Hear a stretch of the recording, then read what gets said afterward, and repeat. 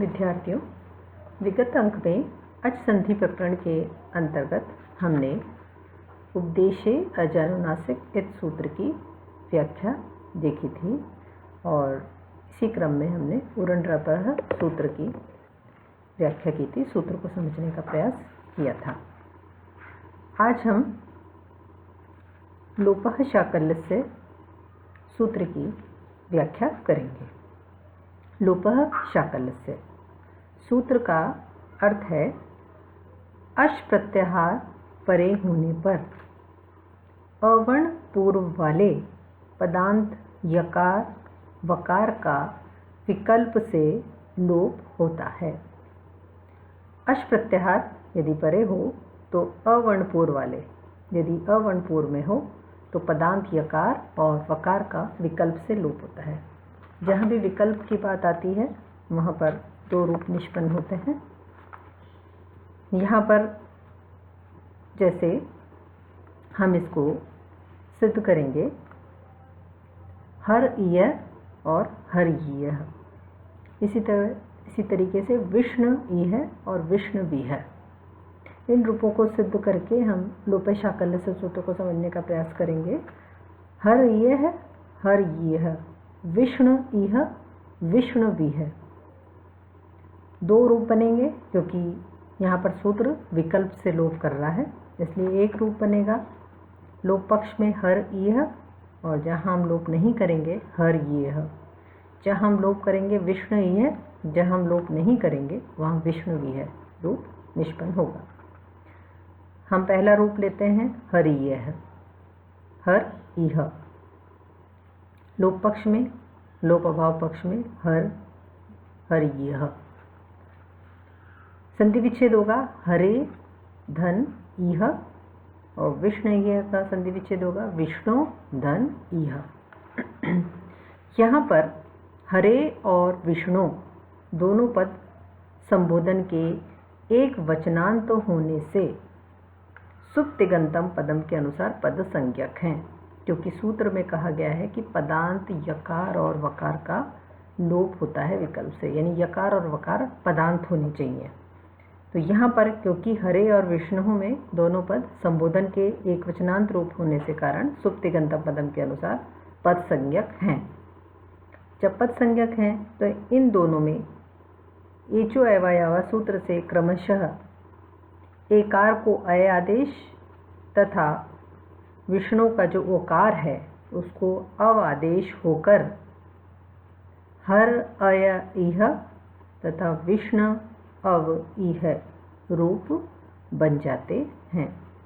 क्योंकि जब हमने संधि विच्छेद किया था हरे धन ईह, उधर संधि विच्छेद हमने किया विष्णु धन ईह, तो हरे में एचो अवयव सूत्र से एक के स्थान पर अय हो जाएगा, विष्णु में एचो अवयव सूत्र के अनुसार ओ के स्थान पर अवादेश हो जाता है।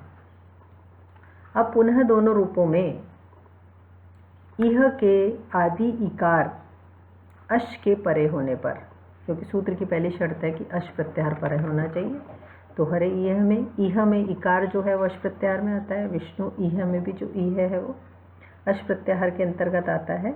इसलिए अश प्रत्याहार के परे होने पर पदांत यकार और वकार का लोप हो जाता है। हर अय ईह में पदांत यकार का लोप हो जाएगा, विष्णु अव ईह में पदांत वकार का विकल्प से लोप हो जाएगा। ये एक पक्ष हुआ है जहाँ हम विकल्प से लोप कर रहे हैं। अब दूसरा पक्ष है लोप अभाव पक्ष, जहाँ हम लोप नहीं करेंगे, तो वहाँ पर हमारा जो रूप रहेगा वो रहेगा हर अय ईह और विष्णु अव और ईह। तो जब हम इन दोनों का लोप कर देंगे, लोप पक्ष में तो हमारा रूप रहेगा, हम यकार का लोप कर देंगे तो हर अ ईह विष्णु अ ईह, ये रूप यहाँ पर लोप पक्ष में रहते हैं, क्योंकि वहाँ यकार का लोप हो जाएगा लोपः शाकल्यस्य से, और यहाँ पर वकार का लोप हो जाएगा। इसलिए लोप पक्ष में हमारा रूप रहता है हर अ ईह विष्णु अ ईह। तथा लोप अभाव पक्ष में जहाँ हम विकल्प से लोप नहीं करेंगे वहाँ हमारा रूप रहेगा हर्य इह विष्णव इह। अब लोप पक्ष में जहाँ हम लोप कर देते हैं वहाँ लोप पक्ष में रूपों में आद्गुणः सूत्र के अनुसार अ और ई के स्थान पर लोप पक्ष की बात कर रहे हैं, जहाँ हम यकार का लोप कर देंगे वहाँ पर लोप पक्ष में आद्गुणः सूत्रानुसार अ और ई के स्थान पर ए तथा अ और उ के स्थान पर गुण एकादेश ओकार प्राप्त होते हैं। क्योंकि यहाँ पर हमने यकार का और वहाँ पर हमने वकार का लोप कर दिया है, तो जब लोप हमने कर दिया है, लोप पक्ष की बात कर रहे हैं, तो हमारा रूप रह जाता है हर इह और विष्णु और इह।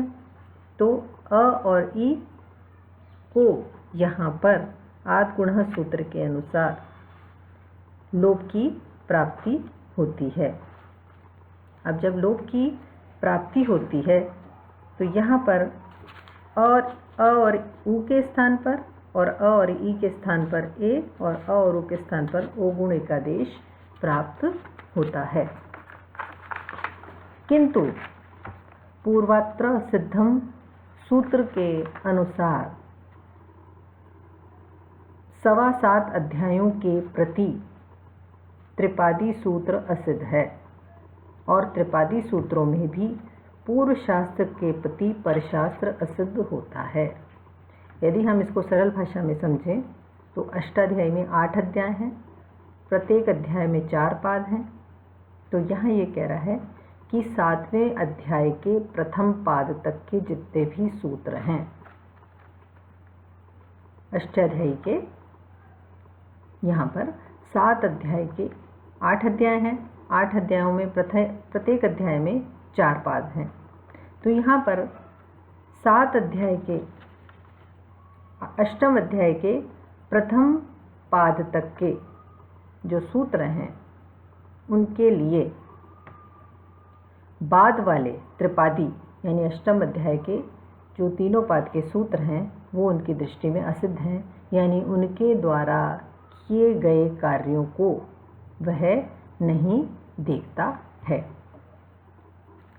इसलिए यहाँ पर आद्गुणः सूत्र जो है वह छठे अध्याय के प्रथम पाद का 84वां सूत्र है और लोपः शाकल्य सूत्र 8वें अध्याय के दूसरे पाद का सूत्र है। इसलिए उसको परवर्ती लोपः शाकल्य सूत्र जो है वो उसकी दृष्टि में असिद्ध है। असिद्ध है यानी उसके द्वारा जो लोप आदि कार्य हैं उसको वो नहीं देख रहा है। और जब वह आद्गुणः सूत्र लोपः शाकल्य सूत्र के कार्यों को नहीं देख रहा है तो यहाँ पर उसके अनुसार यकार व वकार का लोप भी वह नहीं देख रहा है।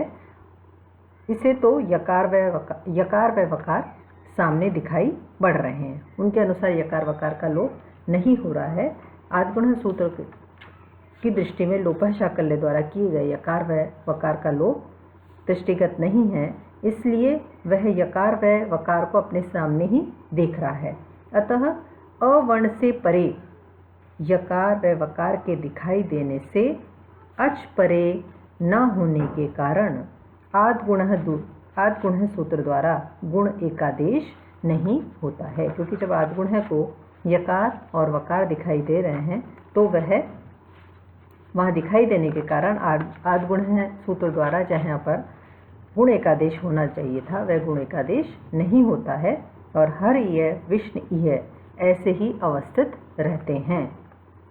इसी प्रकार लोप पक्ष में हरिय विष्णुय रूप बनता है तथा लोप अभाव पक्ष में हरिय और विष्णुवीय रूप बन जाता है। क्योंकि जो से एक के स्थान पर अय आदेश हो जाता है, तो जब हम लोप नहीं कर रहे हैं तो हर अय इह ये स्थिति बनती है, संयुक्त करने पर हरियह रूप बन जाता है।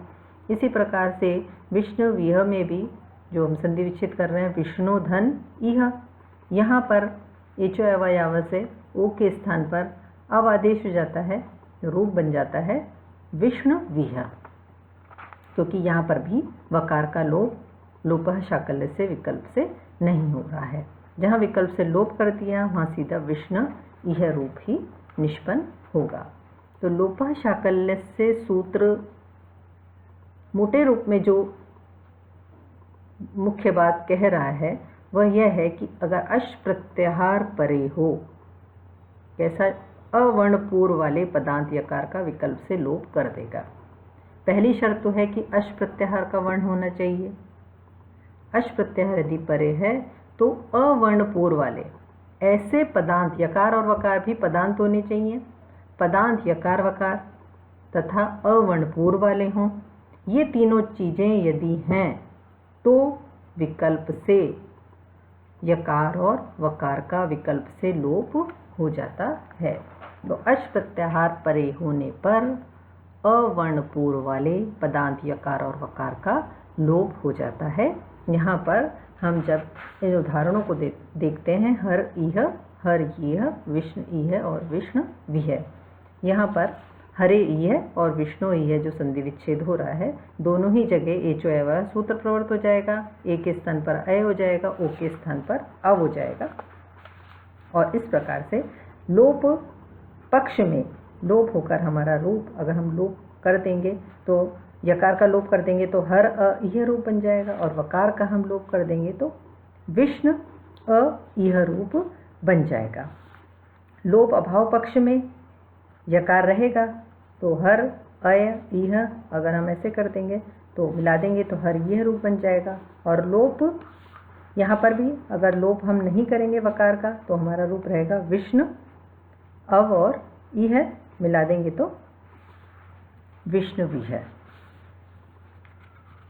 जब लोप हम कर देते हैं तो स्थिति हमारी रहती है हर यह और विष्णु यह। जब हम यकार और वकार का लोप कर देते हैं तो हर में अकार के पश्चात ई है, यहाँ पर भी विष्णु यह में भी अकार के पश्चात यह है।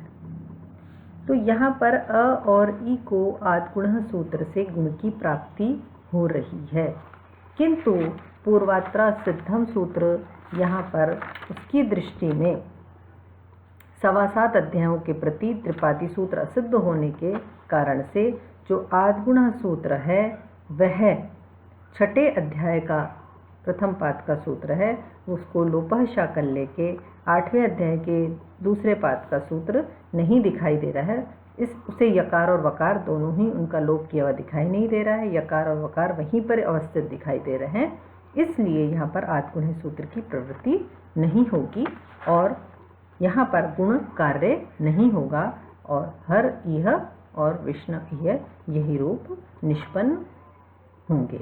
तो पूर्वत्र सिद्धम सूत्र यही कह रहा है कि जो अष्टाध्यायी के 8 अध्याय हैं, 8वें अध्याय में प्रत्येक पाद में प्रत्येक अध्याय में 4 पाद हैं, तो जो 7.25 अध्यायों के प्रति त्रिपादी सूत्र हैं, 7.25 अध्याय के कहने का तात्पर्य है अष्टम अध्याय के प्रथम पाद तक के जो सूत्र हैं उनकी दृष्टि में 8वें अध्याय के जो शेष 3 पाद हैं वो असिद्ध हैं। यानी अष्टम अध्याय के प्रथम पाद तक जितने भी सूत्र आते हैं उनकी दृष्टि में अष्टम अध्याय के तीनों पाद के जो सूत्र हैं उनके द्वारा किए गए कार्य उनको दिखाई नहीं देते हैं, इसलिए पूर्ववर्ती सूत्रों के लिए परवर्ती सूत्र द्वारा किया गया कार्य